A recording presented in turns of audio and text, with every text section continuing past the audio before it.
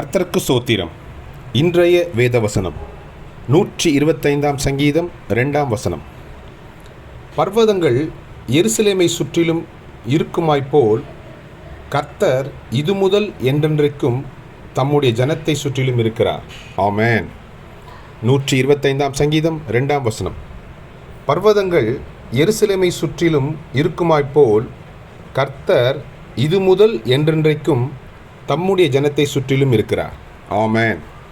125 சங்கீதம் 2 கர்த்தர் உங்களை ஆசீர்வதிப்பாராக, உங்களோடு கூட இருப்பாராக. ஆமென்.